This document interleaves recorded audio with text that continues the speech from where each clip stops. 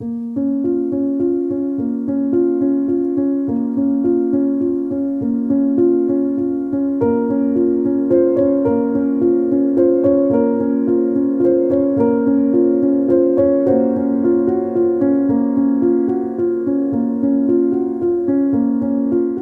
estava à procura de gigantes quando comecei a investigar as operações de exploração madeireira na Sibéria. Estava a estudar as práticas laborais na Rússia pré-soviética, equipas de trabalho, acampamentos de lenhadores, a extração industrial que impulsionou a expansão imperial. Uma investigação histórica comum. O tipo de coisa que se compila em tabelas organizadas de quotas de produção e estatísticas laborais antes de seguir em frente. Mas depois encontrei as fotografias. Não desenhos, não ilustrações folclóricas, não relatos exagerados de caçadores à volta de fogueiras. Fotografias, provas fotográficas autênticas das décadas de 1880 até o início de 1900, mostrando equipas de trabalho nas florestas siberianas com indivíduos de proporções impossíveis ao lado de lenhadores de tamanho normal. As suas dimensões tão dramáticas que pareciam truques de perspectiva. Só que não eram truques. A profundidade de campo era consistente. Os padrões da neve coincidiam. As sombras caíam corretamente sobre todas as figuras. Estas imagens eram anteriores a qualquer tecnologia sofisticada de manipulação fotográfica. E foi aí que as explicações oficiais deixaram de fazer sentido. Quanto mais aprofundava a investigação, mais fotografias surgiam. Negativos em placa de vidro dos arquivos imperiais russos, impressões em albumina de expedições francesas, impressões em prata gelatina mostrando homens, na sua maioria homens, embora ocasionalmente também mulheres, com 2,70 m, 3 metros por vezes 3,5 metros de altura na paisagem gélida da Sibéria. Não eram casos isolados, não eram anomalias médicas únicas documentadas por curiosidade científica. Grupos inteiros, múltiplos indivíduos no mesmo enquadramento, mesma equipa de trabalho, mesmo acampamento de lenhadores. Às vezes 3 ou 4 gigantes entre uma equipa de 20 homens de estatura normal. Os arquivos estatais russos contêm dezenas delas. A Biblioteca Nacional Francesa tem uma coleção de expedições científicas que os mencionam apenas de passagem. Trabalhadores locais de estatura invulgar. E depois prosseguem sem investigação. Empresas madeireiras suecas que operavam na região mantinham registros meticulosos, incluindo fotografias das suas equipas de trabalho. E lá estão eles, indivíduos que se erguem muito acima dos colegas, segurando as mesmas ferramentas, vestindo o mesmo equipamento de inverno, executando o mesmo trabalho. Sempre o mesmo padrão: documentar, catalogar, nunca investigar, nunca perguntar por quê.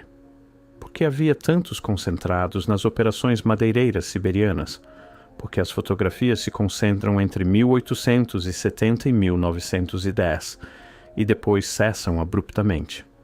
Porque os diários de expedição descrevem estes indivíduos não como curiosidades, mas como trabalhadores valiosos, mais fortes, mais capazes, especificamente recrutados para o trabalho mais pesado.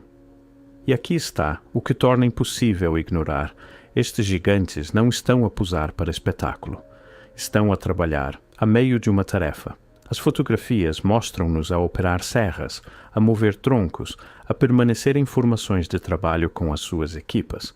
As imagens não foram tiradas para exibir anomalias. Estavam a documentar operações madeireiras e os gigantes simplesmente estavam lá, suficientemente banais para que os fotógrafos não vissem necessidade de explicar a sua presença. Quando se repara, a evidência multiplica-se. Comecei a examinar o próprio equipamento de exploração madeireira. Serras de corte transversal para 2 homens das operações siberianas medem entre 3,5 metros e quase 5 metros de comprimento, muito mais longas do que serras comparáveis usadas na exploração madeireira europeia ou americana durante o mesmo período. Explicação histórica padrão, concebidas para madeira siberiana excepcionalmente grande. Só que as árvores siberianas, embora grandes, não são proporcionalmente maiores do que as florestas virgens da América do Norte ou da Escandinávia, que usavam serras significativamente mais pequenas. A não ser que os homens que as operavam não fossem de tamanho padrão. Os próprios cabos das serras contam a história. O espaçamento das pegas nestas ferramentas antigas, ainda encontradas em coleções de museus e em ferros velhos rurais russos, mede entre 1 metro e 1,20 m de distância. Um homem de tamanho normal, com envergadura de braços média, não consegue operar confortavelmente uma serra com pegas tão afastadas. Teria de estender totalmente ambos os braços, eliminando qualquer vantagem mecânica, tornando a ferramenta essencialmente inutilizável. Mas para alguém com 2,70 m de altura e comprimento de braço proporcional, o espaçamento torna-se perfeitamente ergonômico. Depois, há os trenós. Trenós maciços de transporte de madeira encontrados abandonados em regiões remotas da Sibéria, alguns ainda meio enterrados no permafrost. Não são os trenós que se usariam para mover madeira processada até as serrações, são trenós de campo, concebidos para arrastar troncos recém-cortados dos locais de corte até as áreas de preparação. A construção é idêntica aos trenós de exploração madeireira padrão, exceto ampliada quase para o dobro. Os arneses de tração medem mais de 2 metros desde a fixação ao ombro até o ponto de ligação da carga. A capacidade estrutural de carga sugere pesos que exigiriam 1 dúzia de cavalos para mover, ou vários homens excepcionalmente fortes. Os museus exibem-nos como trenós cerimoniais ou equipamento de desfile, apesar dos padrões óbvios de desgaste, apesar de serem encontrados em regiões de floresta de trabalho a dezenas de quilômetros de qualquer povoação suficientemente grande para realizar desfiles. A alternativa, que era um equipamento funcional construído para operadores humanos de tamanho e força invulgares, aparentemente não merece consideração. Mas não é apenas equipamento. São os próprios acampamentos. Acampamentos de exploração madeireira abandonados por toda a taiga siberiana contêm anomalias arquitetônicas que espelham os padrões que documentei noutros locais. Portas de alojamentos com 3,5 metros de altura, plataformas de dormir construídas a 90 centímetros do chão, demasiado altas para uma pessoa normal sentar-se confortavelmente na beira e deitar-se. Mesas de refeições com bancos posicionados a alturas que deixariam os pés de homens de estatura média pendurados. Não num acampamento, em dezenas. Registros contemporâneos de operações florestais russas descrevem estes acampamentos como estruturas temporárias, construídas rapidamente, reconstruídas sazonalmente, à medida que as operações madeireiras se deslocavam.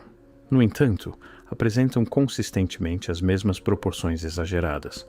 Por que razão equipas que construíam abrigos temporários em condições siberianas brutais desperdiçariam deliberadamente madeira e trabalho construindo tudo maior do que o necessário? A não ser que não fosse maior do que o necessário para as pessoas que os usavam. A evidência fotográfica torna-se impossível de ignorar quando se examina sistematicamente. Imagem após imagem, vê-se a mesma configuração. Uma equipa de trabalho alinhada para documentação, prática padrão para operações madeireiras que registavam a sua força de trabalho. 10, 15, 20 homens, e entre eles, consistentemente, indivíduos que se erguem muito acima dos colegas. Não em cima de tocos, não posicionados em terreno irregular, de pé na mesma terra compactada pela neve que todos os outros, as suas cabeças elevando-se quase 1 metro, por vezes 1,20 m acima dos homens ao lado. A roupa é idêntica. Os mesmos casacos de inverno, os mesmos chapéus de pele, as mesmas botas pesadas. Não são dignitários visitantes ou supervisores com traje diferente.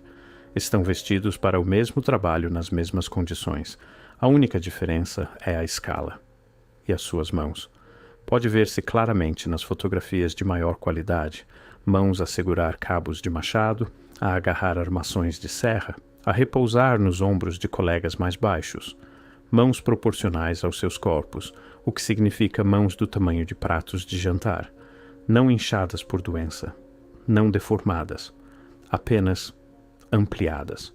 Tudo em proporção, apenas fundamentalmente maior. O que torna estas fotografias devastadoras para as explicações convencionais é a sua natureza mundana. Não são cartazes de circo anunciando o homem mais alto da Rússia. Não são documentação médica de casos patológicos, são fotografias de local de trabalho, listas de equipas de lenhadores, o equivalente visual de picar o ponto. Os gigantes estão simplesmente lá, parte da equipa, suficientemente banais para que ninguém se desse ao trabalho de notar a sua presença nas legendas. Como se homens de 2,70 metros em equipas de lenhadores siberianos fossem completamente normais. As expedições francesas fornecem a documentação mais detalhada, precisamente porque não estavam à procura de gigantes. Estavam a fazer levantamentos de recursos siberianos e práticas laborais para fins comerciais.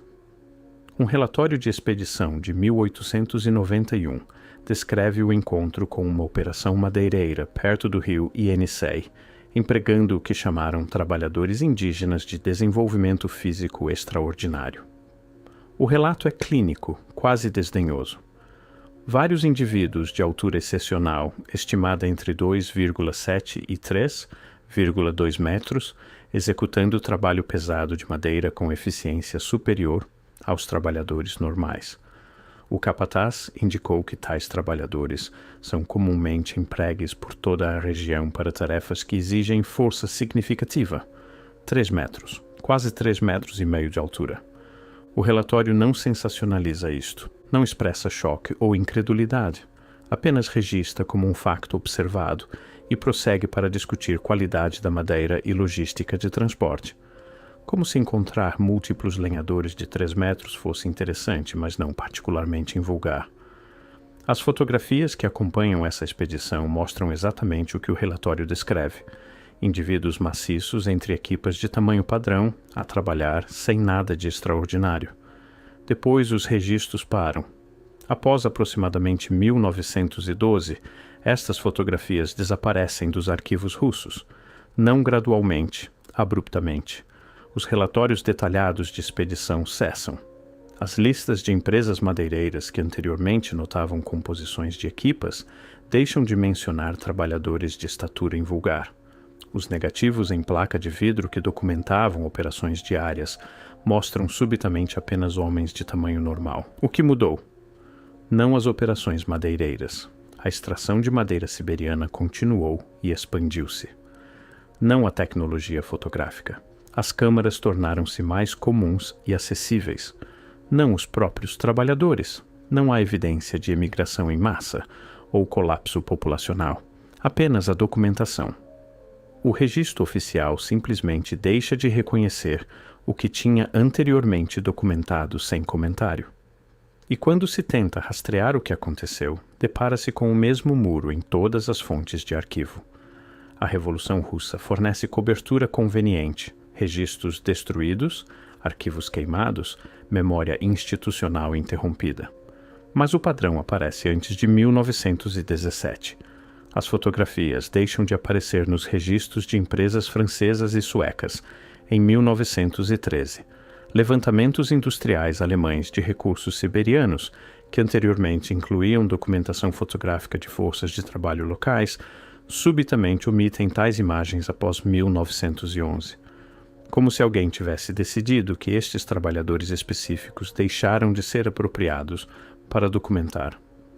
Como se a sua existência se tivesse tornado inconveniente de reconhecer. As ferramentas permanecem, porém. A evidência persiste de formas que não podem ser completamente apagadas. Por toda a Rússia siberiana, antiquários e operações de salvamento rural ainda ocasionalmente descobrem os implementos maciços. Machados com cabos de mais de 2 metros de comprimento, marretas de 35 quilos, varas com ganchos estendidas a comprimentos que seriam completamente incontroláveis para homens de tamanho normal. Todas mostrando padrões de desgaste. Todas ferramentas funcionais, não peças decorativas. Historiadores locais catalogam-nas como finalidade pouco clara ou, possivelmente, cerimoniais, apesar de as encontrarem em contextos que são claramente industriais, enterradas em antigos locais de exploração madeireira, recuperadas de barracões de equipamento desmoronados, desenterradas durante projetos de construção em regiões com história documentada de extração de madeira. A explicação alternativa, que eram ferramentas cotidianas para trabalhadores cujo tamanho tornava tais implementos práticos, permanece não dita na documentação oficial. Demasiadas questões, demasiada perturbação de narrativas estabelecidas sobre quem trabalhou na Sibéria, quem construiu a infraestrutura, quem realizou os feitos industriais que acreditamos a atores históricos padrão. Mas o padrão estende-se para além da Sibéria. Uma vez que se sabe procurar, encontra-se evidência fotográfica semelhante de operações madeireiras por todo o extremo oriente russo, por todas as regiões dos Montes Urais, até no norte da Escandinávia, onde operações suecas e norueguesas se sobrepunham ao território russo. Sempre a mesma configuração, equipas de trabalho contendo indivíduos de tamanho extraordinário, executando trabalho pesado, documentado sem alarde. E sempre parando no mesmo período, aquela janela crucial entre 1910 e 1920, quando algo mudou no que era considerado aceitável registrar. A arquitetura conta a mesma história. Habitações de trabalhadores em povoações remotas siberianas do final dos anos 1800 apresentam as mesmas proporções exageradas. Portas construídas para habitantes de 2,5 metros a 3 metros de altura, alturas de teto aproximando-se dos 3,5 metros, em estruturas que supostamente eram alojamentos temporários de trabalhadores. Não casas senhoriais, não edifícios administrativos. Habitações simples de madeira em locais onde material em excesso significava trabalho, em excesso em condições brutais. Por que construir tudo maior do que o necessário, a não ser que a própria necessidade fosse diferente do que assumimos? O que me perturba mais não é a própria evidência, é a recusa sistemática de a examinar. Quando se apresentam estas fotografias a historiadores do trabalho russo, reconhecem que as imagens são autênticas. Depois descartam a escala como distorção de perspectiva, sem explicar como a perspectiva distorce consistentemente em centenas de imagens de diferentes fotógrafos, diferentes câmaras, décadas diferentes. Quando se mostram as ferramentas a curadores de museus, catalogam-nas como uso industrial pouco claro, em vez de reconhecer a implicação óbvia sobre o tamanho do operador. Quando se apontam as proporções arquitetônicas, dizem-nos que refletem tradições de construção regionais, sem qualquer explicação de por que tais tradições desperdiçariam deliberadamente recursos, tornando tudo demasiado grande. Não é negação ativa, é evitação passiva. Questões que simplesmente não são feitas porque fazê-las leva a lugares onde o establishment acadêmico não está disposto a ir. Mas as questões permanecem, porque indivíduos de tamanho extraordinário se concentraram em operações industriais siberianas durante um período histórico específico, porque eram suficientemente valiosos para empregar apesar de, presumivelmente, maiores requisitos alimentares e necessidades de equipamento especializado. Porque a sua documentação cessa precisamente quando a industrialização se acelera e a documentação da força de trabalho supostamente se torna mais sofisticada e abrangente. E o que lhes aconteceu? Não declínio demográfico gradual, não emigração para outras regiões, não há aparecimento correspondente de tais indivíduos noutros lugares, não morte por fatores ambientais. As condições siberianas eram duras para todos, mas estes indivíduos eram aparentemente robustos o suficiente para trabalho pesado em condições extremas. Simplesmente, deixam de aparecer no registro, deixam de ser fotografados, deixam de ser mencionados, deixam de existir na história oficial, como se alguém tivesse decidido que era melhor esquecê-los. Continua a voltar a uma fotografia em particular. Está datada de 1907, tirada perto de Krasnoyarsk durante um levantamento francês de madeira. A imagem mostra uma equipa de trabalho de 10 homens com uma pilha maciça de troncos recém-cortados. 9 dos homens são claramente de altura normal. Pode avaliar-se isto comparando-os com a casa visível no enquadramento. Um é gigante, não um homem alto. Gigante. Não está posicionado à frente nem destacado de forma alguma. Está simplesmente integrado na equipa, segurando um tronco sem esforço, vestindo o mesmo equipamento. São colegas, companheiros de trabalho, apenas pessoas a fazer um trabalho. Mas tornámo-los impossíveis ao fingir que nunca existiram. Transformamos realidade documentada em especulação proibida. Apagamos indivíduos que eram aparentemente suficientemente banais no seu próprio tempo para que os fotógrafos não vissem necessidade de os explicar. E ao fazê-lo, perdemos algo importante, não apenas conhecimento de quem eram, mas compreensão do que esquecemos. Que capacidades perdemos? Que conhecimento de potencial humano existiu na história recente que de alguma forma decidimos ignorar? As ferramentas maciças permanecem em ferros velhos. As estruturas exageradas ainda estão de pé em locais remotos. As fotografias persistem em arquivos esperando que alguém pergunte por quê. Por que estavam lá? Por que foram esquecidos? E o que mais apagamos da história porque reconhecê-lo exigiria reescrever o que pensamos saber sobre o passado recente? As florestas siberianas lembram-se, mesmo que os livros de história não se lembrem.